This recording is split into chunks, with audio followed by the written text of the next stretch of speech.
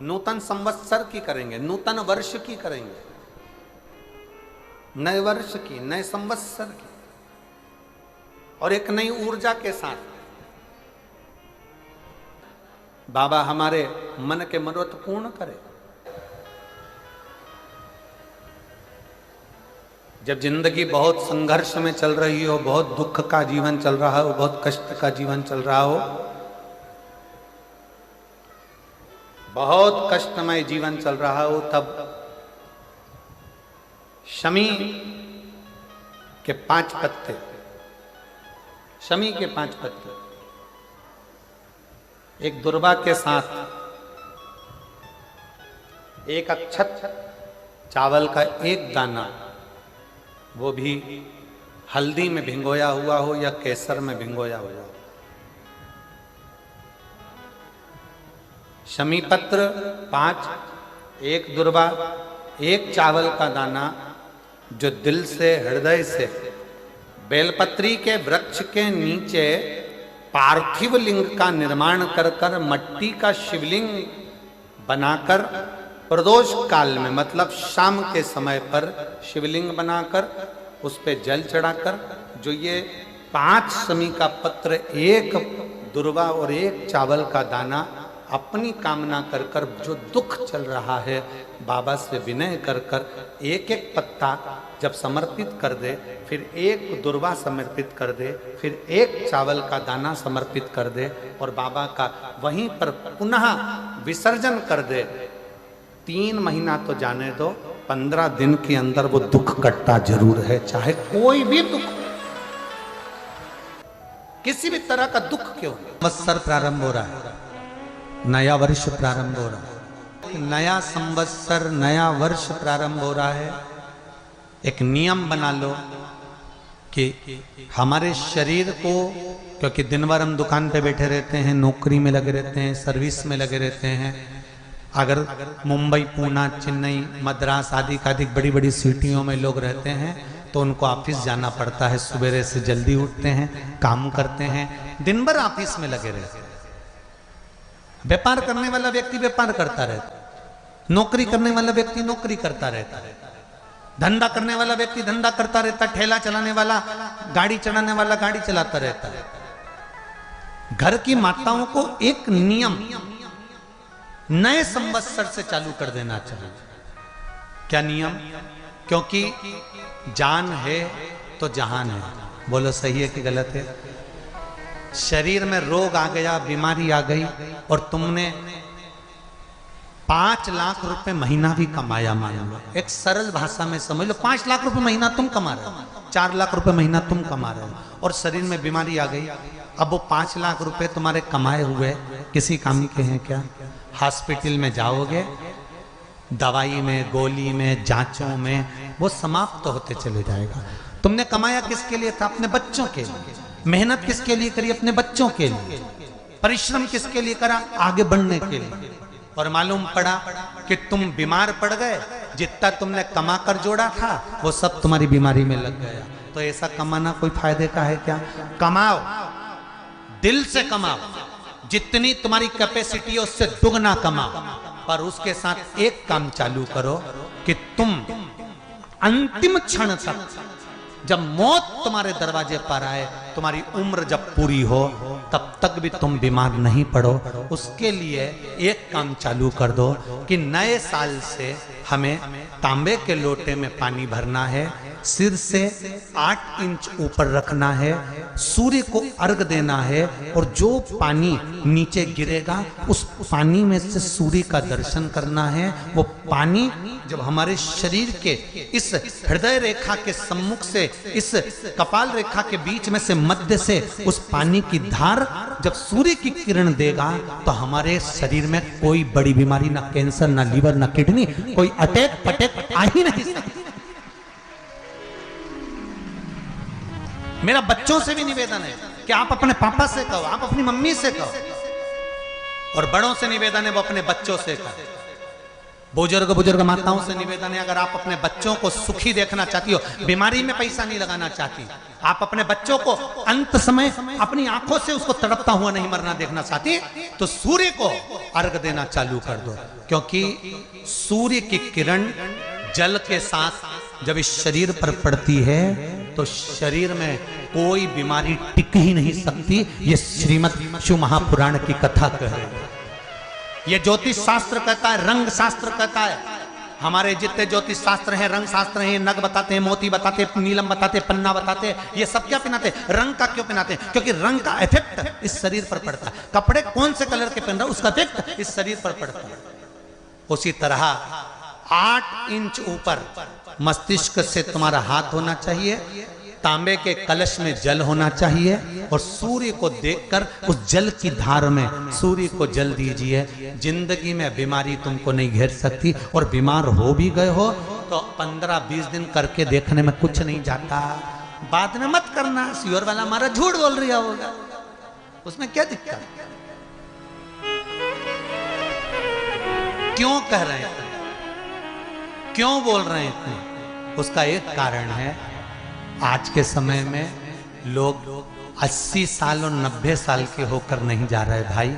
आज के समय में लोग अटैक आता है, बीमारी आती है, कैंसर हो गया, शुगर हो गई, बीपी हो गया, 60, 70, 75, 55, 40 में लोगों के प्राण छूट जा रहे हैं।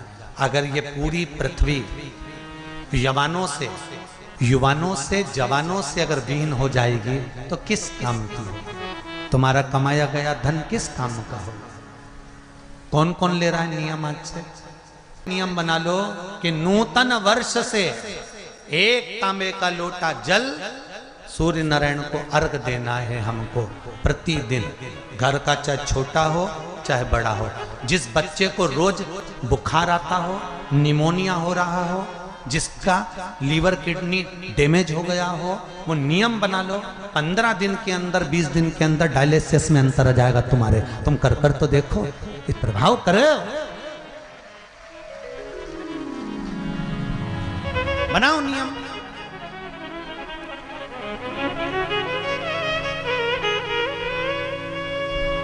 जिस नारी को रजो धर्म से जुड़ी हुई या गर्भाशय से जुड़ी हुई कोई बीमारी हो गई हो, वो नारी भी सूर्य को जब अर्घ दे तो उस जल को बिल्कुल स्लो एकदम धीरे धीरे गिरा, एकदम धीमा धीमा, जल्दी जल्दी पानी उंडेल के मत आना।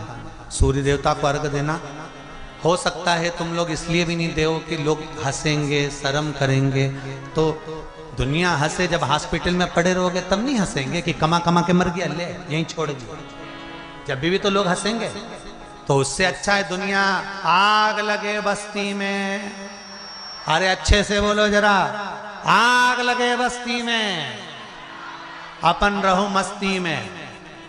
और एक निवेदन हो रहे, जो ये बात कही है इसकी क्लिपिंग आप काट लेना और सारे के व्हाट्सएप पे भेज देना कि हमको नूतन संवत्सर से 1 लोटा तांबे का जल सूर्य नारायण को देना है इस शरीर के लिए, क्योंकि हमने परिवार के लिए बहुत करा, अब अपने लिए करना है। कोई पैसा लग रहा है? अरे बोलते जाओ। सियोर वाले महाराज ने तुमसे धन मांगा? नहीं। पैसा मांगा? नहीं। इसमें तुम्हारे अगर प्राण बचेंगे तो सियोर वाले महाराज का कोई भला होगा?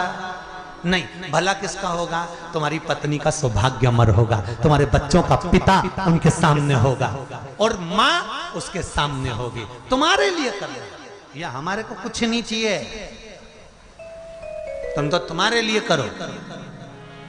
एक बात अच्छे से सुन लो, जितने लोग आस्था चैनल पर सुन रहे हो, जितने फेसबुक यूट्यूब पर कथा सुन रहे हो, और जितने अपने घर में जो शिवलिंग है, अपने घर के अंदर जो भी शिवलिंग है, भले वो छोटा से छोटा हो, बड़ा हो, जैसा भी शिवलिंग,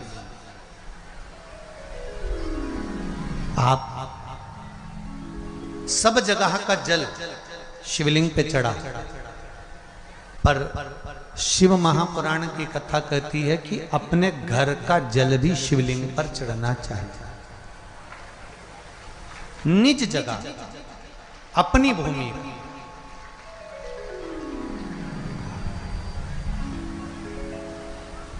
जैसे सूर्य नारायण भगवान को स्टील के लोटे से या चांदी के लोटे से या पीतल के लोटे से या प्लास्टिक के लोटे से या कांच के बर्तन से जल चढ़ाने से आयु छिन्न होती है।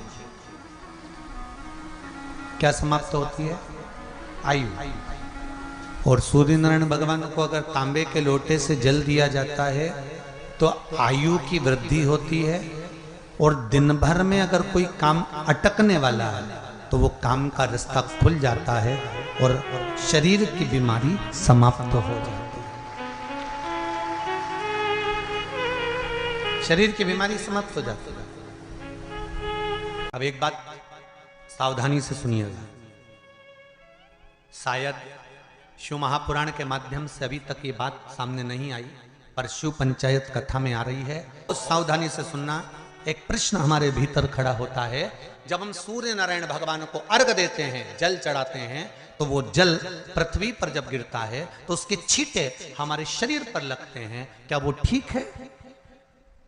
क्या वो श्रेष्ठ है?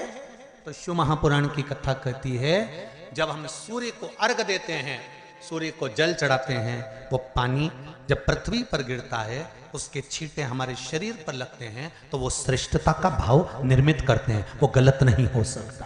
कारण अब वो भी समझ लीजिए।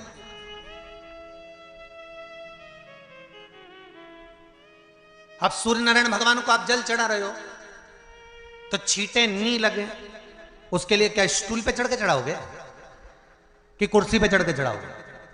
अरे बोलो तो सही। अब कई लोगों के दिमाग में यह बात भरा गई कि हम भगवान को जल चढ़ाते हैं, वो हमारे शरीर में छींटे लगते हैं, जमीन पे से पानी गिरता है, वो हमारे शरीर को छींटे लगते हैं, भगवान को अच्छा नहीं लगता होगा। कौन ने कहा? पहले तो उसको पकड़ के ला। मेरे राम जी महाराज, मेरे भगवान कृष्ण, बड़े बड़े संत, साधु, सन्यासी, तपस्वी, साधक, उपासक जितने भी हुए, जिन्होंने सूर्य की आराधना करी, इन्होंने टेबल पे चढ़कर या कुर्सी पे चढ़कर जल नहीं चढ़ाया, इन्होंने पृथ्वी पर खड़े होकर ही, क्योंकि पृथ्वी तत्व के देव हैं शिव। जब हम मृत्यु लोक पर खड़े होकर, पृथ्वी पर खड़े होकर भगवान शंकर का भाग पृथ्वी तत्व को धारण कर कर जल को हाथ में लेकर जब समर्पित करते हैं, और जो जल नीचे गिरता है वो शरीर पर अगर लगता है तो हमको उसका आशीर्वाद ही प्राप्त होता है, दोष नहीं लगता। पर लोगों ने इसको विपरीत कर दिया। कि कौन ने विपरीत करा? कई लोगों ने इसको विपरीत कर दिया। कौन ने विपरीत करा? तो जो दूसरे धर्म के लोग होते हैं, जिनको हिंदू धर्म से नफरत होती है और जो हिंदू धर्म की पूजन, सेवा, अर्चना को समाप्त करना चाहते हैं, वो धीरे धीरे धीरे धीरे कहने लगे कि सूर्य को जल चढ़ाओगे तो शरीर में लगेगा, शरीर में लगेगा तो दोष लगेगा। इसको कह कहकर घर घर में सूर्य को जल चढ़ाना लोगों ने बंद कर दिया कि आप जल चढ़ाएंगे तो दोष लगेगा, शरीर पे छींटा लगेगा, शरीर को ऐसा लगेगा। ये दोष नहीं है।